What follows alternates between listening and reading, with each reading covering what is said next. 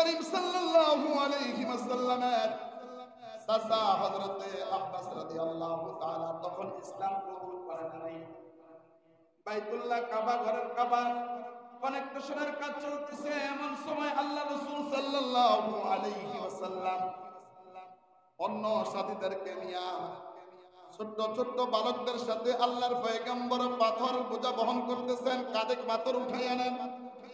অন্য শিশুরা একটা নিলে আমার নবী মুহাম্মদ সাল্লাল্লাহু আলাইহি সাল্লাম দুইটা লইতেন। এমনি করে যখন পাথরের বোঝা বহন করতেছে, নবীজির চাচা হযরতে আব্বাস রাদিয়াল্লাহু তাআলা বলেন, বাদশা হে মুহাম্মদ, তুমি ছোট্ট মানুষ, বালক মানুষ, তোমার পাথরের বোঝা বহন করতে কষ্ট হয়, তোমার কাঁধের মধ্যে দাগ লেগে যায়। অতএব তোমাকে আমি বলি, তুমি একটা কাজ করো, তোমার পরনের কবরটা আছে, তোমার পরনে যে লুঙ্গিটা আছে, এইটাকে খুলে তোমার কাঁধের মধ্যে লাগিয়ে পেঁচে নাও, তাহলে তোমার এত বেশি কষ্ট হবে না। আল্লাহর পয়গম্বর হাদিস শরীফে এসে আল্লাহর নবী ওই কবরটা কিংবা লুঙ্গিটা খুলবে, গিট্টুতে হাত দিয়েছে, এমন অবস্থায় গিট্টুটা খুলবে, এমন সময় নবীজি চিন্তা করলেন, আমি উলঙ্গ হয়ে যাব, আমার পোশাকটা খুললে উলঙ্গ হয়ে যাব, আমার লজ্জাস্থান অন্য কেউ দেখে ফেলবে। এই অনুমতিতে আল্লাহর পয়গম্বর জমিনের মধ্যে বেহুশ হয়ে পড়ে গেছে। সুবহানাল্লাহ।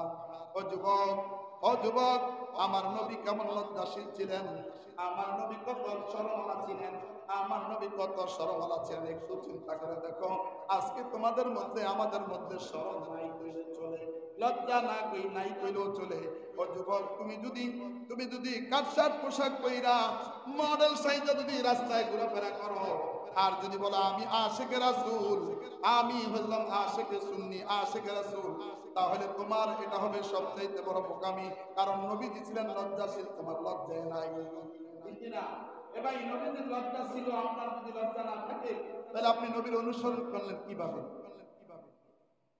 একটু স্বাভাবিক, একটু গরম, একটু টাইম লাগলে, গরম শুরু হয়ে গেলে, আমাদের অনেক যুবক আছে, অনেক বাবার বয়সী মুরব্বীর আছে, একেবারে খালি গা, মসজিদে আইসো নামাজ পড়তে গিয়ে একবারে খালি গায়ে আপনার নামাজ শুরু করে দেয়। এরকম লোক আছে না নাই? এই কথা বলা আছে না নাই? ভাই, আমার নবী ছিলেন লজ্জাশীল, তাহলে আপনি নবীজির থেকে লজ্জা নিতে হবে। কেমন লজ্জা ছিল?